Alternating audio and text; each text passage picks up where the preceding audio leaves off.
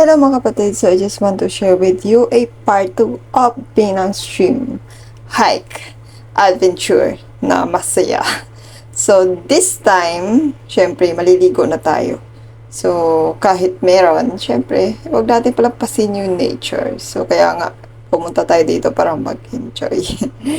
At etong falls na to, etong waterfalls na to, grabe, nakaka-amaze to guys. So ayan, ito yung behind the scene of the pictorial here. So, ganun. Ganun dapat. Dapat may video. Hindi yung puro picture lang. Just kidding aside, guys. So, ayun. Ito yung waterfalls na-post ko nga is the best spot. So, dahil dito, kita niyo yung parang, yung itong part na to. So, pwede kayo umupo dyan, pero be careful kasi malalim yung sa ano niyan, yung sa may likuran ko na yan. So, pwede kayong umupo dyan. So, wala namang humugot sa akin. So, huwag nyo nang pansinin. Huwag nyo nang isipin yung humuhugot na yan. Basta nag-enjoy kayo. So, masarap dyan, maglaro ng tubig. As in, hindi kasi siya masyadong madulas yung part na to. And then, sarap na talaga siya tambayan at paglaruan. So, syempre, nakailang ulit kami dito. Nakailang ulit maglaro dito talaga. As in, sobrang ganda. Sobrang ganda ng Penang Stream na to. As in, yung alam mo yung pumunta ka dito, wow! Parang ganun talaga yung yung masasabi mo dito. At hindi siya nakakasawa maglaro dito sa place na to. And then, ang maganda dito kasi very shady siya. Pwede kayong mag-picnic. Pwede kayong tumambay. Kung malapit ka lang, siya pwede kayong tumambay. Pwede ka rin kahit malayo ka, pwede kang pumunta dito at magtambay. Kung ayaw mo ng crowded at maingay. So, usually, our free time is going to hike and adventure here at Hong Kong. Kasi pumunta naman tayo dito at magtrabaho at kumala at mag-explore. Hindi para maghanap ng utang. Just kidding. Sorry naman sa matatamaan. So, okay. Move on. So, let's play with this. Ito yung napagtripan ko na maganda na place. Magandang mag-play. Magandang maglaro. Magandang maghiga-iga dito sa place na to, lalo na tong pinagagawa ko na water na to. Basta, saya ko lang. Bahala kayo dyan. So, ganon.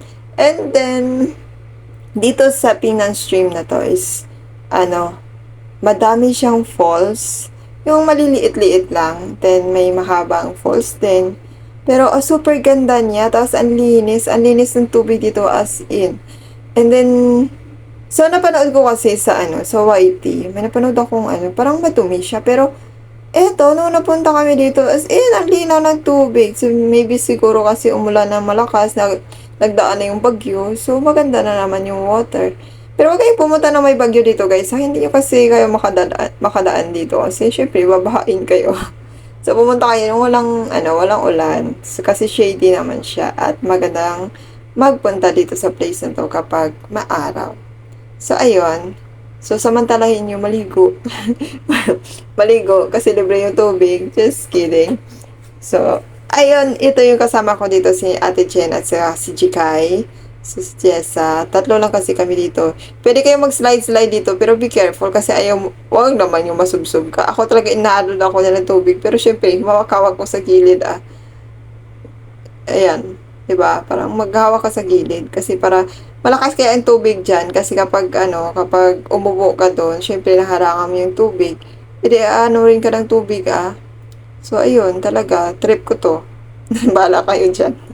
Basta nag-enjoy ako. Ganun dapat kapag off day, mag-enjoy ka. Hindi yung magmukmuk ka doon sa gilid.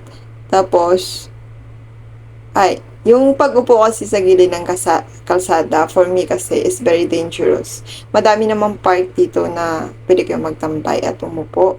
Huwag dun sa may gilid ng kalsada kasi as I remember the accident in Singapore. So, yun talaga yung iniiwasan ko, yung pag-upo-upo sa gilid. So, mahalin yung life guys, ingatan, at mag-enjoy. Huwag magpa-stress kasi yung iba yung tumatalon kayo dyan. Huwag ma-stress, pumunta kayo dito, madaming nature na pagtambayan, madaming hindi naman kailangan ng social. Kasi ito, luxury na din to. Kasi ako din, hindi rin ako kasi mahilig sa luxury kasi. Ako kasi kahit ano lang, Basta at least nababagay sa akin, nababagay sa pagdala lang kasi yan, yung damit kasi sa pagdala niya. More on kasi may nagsasabi sa akin, hindi sa paparinig dito. May nagsasabi sa akin na ang mahal-mahal daw ng damit ko, tapos ang ano daw, syempre, trabaho ka nga, 'di ba? Pero hindi ako bumibili ng mahal, guys. Yun lang yung pagkakaalam niyo. Hindi yun siya mahal. Kasi, second hand na damit yun siya. And then usually, nung sa SG kasi ako, mahilig kami mag-ukay-ukay. Yung ukay kasi, magaganda kaya yung damit sa ukay. So, mahilig kami mag-ukay. Yung reflash na yan sa SG. Madami dyan. Kaya lang maliit talaga kasi yung size ko. Kaya madaming nag-fit sa akin. Kasi nung nakaraan, maliit yung size ko. Ngayon, syempre, oh my God. So, balik kalindog na lang tayo sa sunod. Ganun lang. So, dapat, be wise kasi, be wise to spend money din. So, yun din yung isa sa realization ko na be wise to spend money and be wise to give your money. Kasi dapat may savings ka at may naiwan ka para sa'yo, hindi lang para lang lahat sa pamilya mo. Kasi paano ka na lang? Kasi madami kayong nasa news, nakikita niyo yung dahil wala na siyang pera, iniiwanan na siya. Kaya, syempre, dapat mag-iwan kayo sa sarili nyo, hindi lang para sa iba. So, ayun, move on na tayo doon. Dito na naman tayo sa isang stream. Madami dito nag-a-upselling, as nakikita nyo dyan. So, ayan o. Ang ganda. Ang ganda, diba? So, or baka ako lang nagandahan. Ito guys, in-crop ko talaga to siya kasi ayaw ko syempre. Andyan kasi si Ate Jen. So, syempre, ayaw kong magkipag-anuhan kay Ate Jen sa kanyang aura-aura. So, kin-crop ko to. Yan lang yung pinakita ko sa inyo, yung nag-a-upselling. So, yung upselling na to, ewan ko lang, gusto din niya mag-upselling, pero yung parang, yung takot, yung ganon. So, dapat, kung ako nito, ay nako, mag-enjoy ako nito. Kaya maghahanap ako kung saan to. Ito sa Ate Chen, oh. Tapos, magja-jump ka kasi dyan.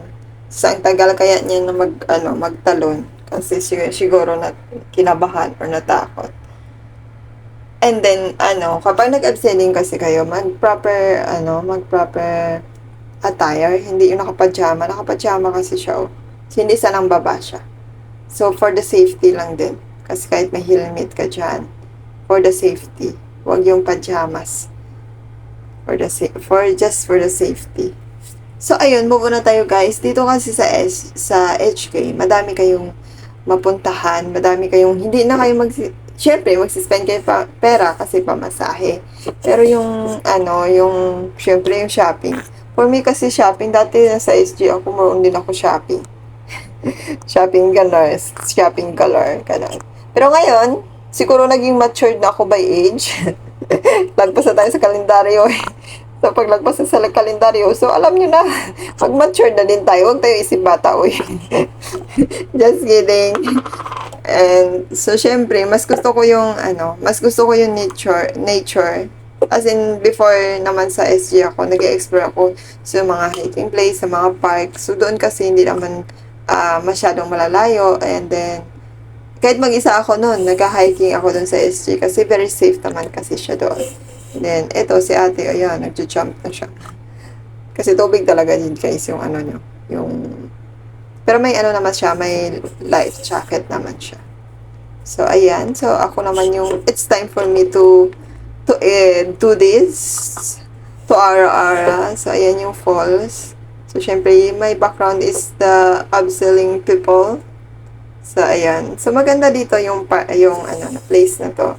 As in, sobrang ganda. So, move on na tayo doon. And then, akyat na naman tayo ulit. So, pwede kayong dumaan doon sa may water, sa may gilid. Pwede yung daanan. Ito yung mga dadaanan nyo, guys. So, be careful na lang din. Wala namang snake. Wala pa naman ako nakita snake. So, very safe naman siya. So, syempre, magbaon kayo ng very light lang. Para hindi mabigat. Hindi yung naalala ko dati, shout out to Ate Weng. Si Ate Weng yung lagi foodies lifer yun. May mga baon yun dati nung mag-hi kami. Pero nami-miss ko yan sila. Yung mga SG friends ko, sobrang miss ko sila kasi hindi lang kasi friends yung turing mo doon is yung friends na it become your family. Ganun yun eh. Ganun yung friendship namin doon. Yung kahit ngayon, hindi kami nagkikita, pero nagme-message pa rin ako sa kanila, yung kumustahan. Siyempre, malayo na kami kasi sa isa't isa. Lalo na si Ate Carol. Si Ate Carol kasi, it means a lot to me. Siya yung ate talaga. As in, ate and family for me na. And then, Ate Ro and Vanessa. Vanessa also like my sister in my heart. Kahit mag-away kami, aso pusa niya. Ganon lang. So, yun talaga yung mga friendship ko, yung mga night buddies ko. Si Ate Ana, si Ate Mar. So, I miss din si Ate Angie. So, yun. So, yung mga friendship. So, dito naman sa side na to, guys. Madami kasing waterfalls. Ayun, oh. Then, nagja-jump din sila dito. Pwede kayong mag-jumping dito. So, piliin nyo guys, yung walang bato ha. Kasi may mga malalaking bato. Pero tingnan nyo ng maayos. Kasi, mas better be safe than sorry. Yun yung ano. Lagi ko talaga yung ginagawa. Ako din, nag-swimming din ako dito. As you can see na pinost ko yun. Nagka-cramp ako. Pero marunong kasi ako lumangoy. Pero, hindi ako marunong mag-floating.